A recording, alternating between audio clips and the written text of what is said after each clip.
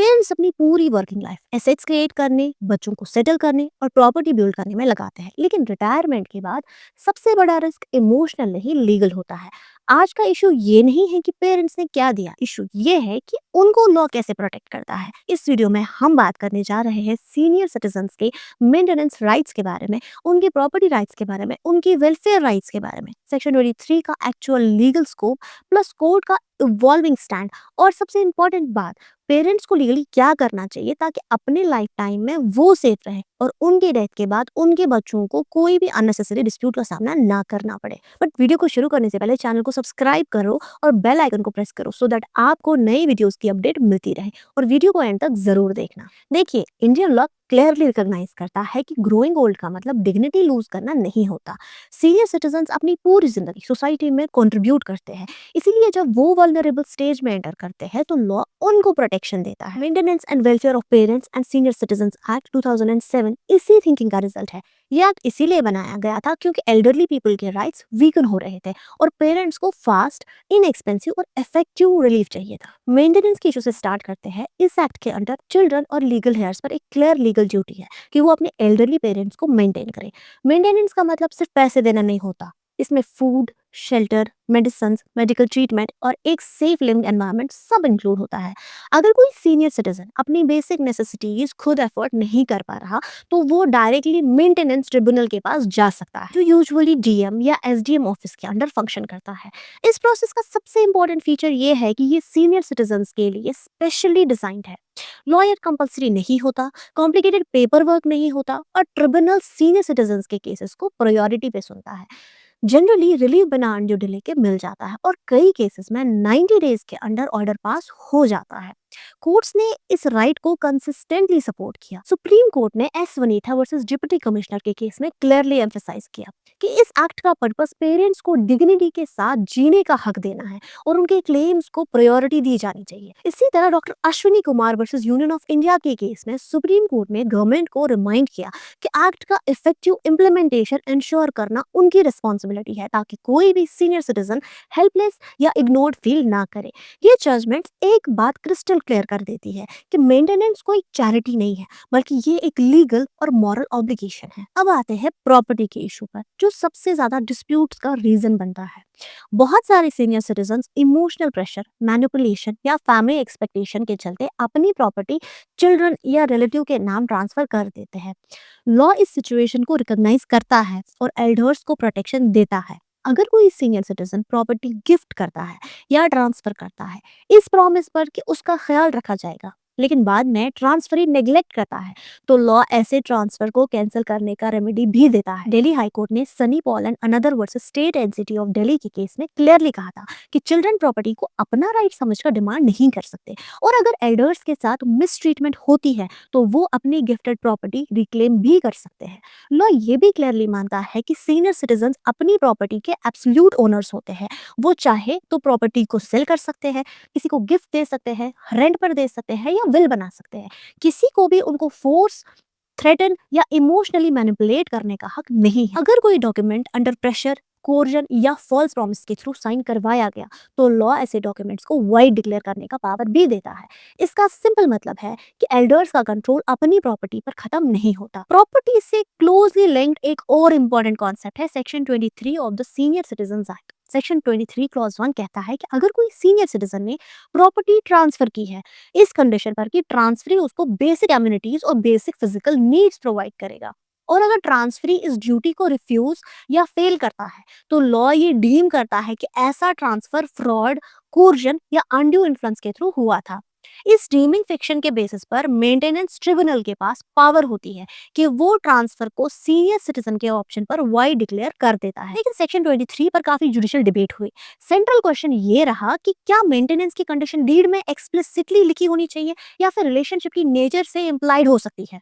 Honourable supreme court का stand इस issue पर लार्जली कंसिस्टेंट रहा। सुदेश चिकारा वर्सेस रामती देवी के केस में कोर्ट ने ऑब्जर्व किया कि transfers near and dear ones के फेवर में कई बार सिर्फ लव एंड अफेक्शन के बेसिस पर होते हैं, बिना किसी एक्सपेक्टेशन के। इसीलिए अगर कोई पार्टी ये क्लेम करती है कि ट्रांसफर एक कंडीशन के साथ हुआ था, तो उस कंडीशन का एग्जिस्टेंस प्रूव करना बहुत इंपॉर्टेंट है। सिर्फ एजम्पशन के बेसिस पर सेक्शन 23 इन्वोक नहीं हो सकता है। इसी अप्रोच को S Vanita versus deputy commissioner Bengaluru के केस में क्लैरिटी के साथ एक्सप्लेन किया गया था।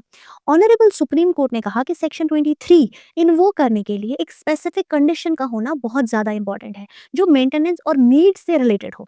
इसको कई हाई कोर्ट्स ने भी फॉलो किया। केरला हाई कोर्ट के फुल बेंच ने सुभाषी वर्सेस डिस्ट्रिक्ट कलेक्टर के केस में क्लैरिटी के साथ होल्ड किया कि मेंटेनेंस की कंडीशंस डॉक्यूमेंट ऑफ ट्रांसफर में एक्सप्रेसली स्टेटेड होनी चाहिए। इम्प्लीकेशंस के लिए कोई स्कोप नहीं है। उर्मिला दीक्षित वर्सेस सुनील शरण दीक्षित का केस एक इंपॉर्टेंट चीज ऐड करता है। इस केस में गिफ्ट डीड में क्लियर क्लॉज था कि डोनी डोनर को मेंटेन करेगा और सारी नीड्स का प्रोविजन करेगा। साथ ही एक प्रॉमिसरी नोट भी एग्जीक्यूट हुआ था, जिसमें सन ने एक्सप्लिसिटली केयर का प्रॉमिस भी किया था। ऑनरेबल सुप्रीम कोर्ट ने यहाँ पर्पोसिव और बेनिफिशियल इंटरप्रिटेशन अडॉप्ट की, लेकिन सिर्फ इसलिए क्योंकि कंडीशन ऑलरेडी डॉक्यूमेंटेड थी। कोर्ट ने यह भी क्लैरिफाई किया कि जब एक्सप्रेस कंडीशन एग्जिस्ट करती है, तब उसको लिबरली इंटरप्रेट किया जा सकता है, लेकिन जहां कंडीशन एग्जिस्ट ही नहीं करती, वहां कोर्ट्स उसको इन्वेंट नहीं कर सकते। इसके बावजूद कुछ डाइवर्जेंट व्यूज भी आए। मद्रास हाईकोर्ट के कुछ केसेस जैसे एस माला वर्सेस डिस्ट्रिक्ट आर्बिट्रेटर के मैटर में यह कहा गया कि लव एंड अफेक्शन को इम्प्लाइड कंडीशन माना जा सकता है, क्योंकि कोई पेरेंट बिना एक्सपेक्टेशन के प्रॉपर्टी गिफ्ट नहीं करता। लेकिन बाद में मद्रास हाईकोर्ट के ही एक recent decision Karuppan versus district magistrate cum district collector में इस व्यू को क्रिटिकली एग्जामिन किया गया। कोर्ट ने क्लियरली कहा कि लव एंड अफेक्शन एक मोटिव हो सकता है, लेकिन लीगल सेंस में कंडीशन नहीं। कंडीशन का मतलब होता है एक स्पेसिफिक ऑब्लिगेशन जो ट्रांसफर की वैलिडिटी को अफेक्ट करे। कोर्ट ने यह भी कहा कि इम्प्लाइड कंडीशन रीड करना जुडिशियल लेजिस्लेशन के बराबर होगा, जो पार्लियामेंट के प्लेन वर्ड्स को ओवरराइड करेगा। इस डिसीजन में यह भी क्लैरिफाई किया गया कि सेक्शन 23 इन्वोक करने का राइट सिर्फ ट्रांसफरर के पास होता है, किसी थर्ड पार्टी या लीगल एयर के पास नहीं होता। इसी डिबेट के बीच दिल्ली हाई कोर्ट का एक रीसेंट जजमेंट काफी सिग्निफिकेंट रहा।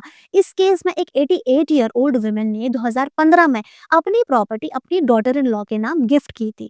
ट्रांसफर के बाद इमीडिएटली बिहेवियर ड्रास्टिकली चेंज हो गया। उसको क्लॉथ्स, मेडिसिन, डेंचर्स तक डिनाई किए गए और कन्फाइनमेंट की थ्रेट्स भी दी गई। उन्होंने मेंटेनेंस ट्रिब्यूनल अप्रोच किया। ट्रिब्यूनल ने इनिशियली गिफ्ट डीड कैंसिल नहीं की, सिर्फ पुलिस प्रोटेक्शन ऑर्डर की, लेकिन अपील के बाद 2023 में लोकल कोर्ट्स ने डीड कैंसिल कर दी। जब daughter in law high court गई और ये आर्गुमेंट दिया कि मेंटेनेंस की कंडीशन डीड में लिखी ही नहीं गई है, तो हाई कोर्ट ने कहा कि सीनियर सिटीजंस एक्ट के कॉन्टेक्स्ट में लव एंड अफेक्शन एक इम्प्लाइड एक्सपेक्टेशन हो सकती है। कोर्ट ने ऑब्जर्व किया कि पेरेंट्स जब प्रॉपर्टी सेटल करते हैं, तो एक होप होती है कि ओल्ड एज में उनका ख्याल रखा जाएगा, और अगर सब्सिक्वेंट नॉन मेंटेनेंस होती है तो सेक्शन 23 अट्रैक्ट हो सकता है। ग्राउंड रियलिटी ये है कि जब लॉ एल्डर्स के फेवर में है और रिलीफ मिलने में फिर भी कभी कभी टाइम लगता है। जब एक बार प्रॉपर्टी ट्रांसफर हो जाती है और पेरेंट्स को घर से निकाल दिया जाता है, तो लिटिगेशन के दौरान उनको financial neglect, emotional abuse, isolation और थ्रेट्स फेस करने पड़ते हैं। कई बार पेरेंट्स बाइक पर छोड़ दिए जाते हैं और कई बार अपने ही घर के बाहर खड़े मिलते हैं। इसीलिए लॉ का सबसे स्ट्रॉन्ग मैसेज ये है कि प्रिवेंशन क्योर से ज्यादा इंपॉर्टेंट है। कोर्ट्स का स्टैंड चिल्ड्रन की प्रॉपर्टी क्लेम्स पर भी कंसिस्टेंट है। पेरेंट्स की सेल्फ एक्वायर्ड प्रॉपर्टी पर बच्चों का कोई ऑटोमेटिक राइट नहीं होता है। जब तक पेरेंट्स जिंदा है, वो प्रॉपर्टी के एब्सोल्यूट ओनर्स होते हैं और किसी भी कोर्ट के थ्रू उनको फोर्स नहीं किया जा सकता है कि वो अपनी प्रॉपर्टी को ट्रांसफर करे। इसीलिए कोर्ट्स एक्टिवली उन केसेस को डिसमिस कर रहे हैं जहां सन या डॉटर सिर्फ प्रॉपर्टी के लिए लिटिगेशन फाइल करते हैं। फाइनल क्वेश्चन ये है कि पेरेंट्स लीगली क्या करें। लॉ ये मानता है कि लेगेसी ट्रांसफर करना भी इंपॉर्टेंट है, ताकि डेथ के बाद डिस्प्यूट्स ना हो, लेकिन साथ ही पेरेंट्स के जिंदा होने तक उनकी सेफ्टी और डिग्निटी को कॉम्प्रोमाइज नहीं करना चाहिए। विल बनाना एक सेफेस्ट लीगल मैकेनिज्म माना जाता है, क्योंकि ओनरशिप पेरेंट्स के पास ही रहता है और ट्रांसफर डेथ के बाद होता है। अब अगर कोई पेरेंट गिफ्ट डीड एग्जीक्यूट करना चाहता है, तो उसमें क्लियर, स्पेसिफिक और एक्सप्रेस मेंटेनेंस क्लॉज होना ही चाहिए, जिसमें बेसिक एमिनिटीज, मेडिकल केयर और रिवोकेशन राइट्स क्लियरली मेंशन हो। वेग लैंग्वेज फ्यूचर लिटिगेशंस का सीड होती है।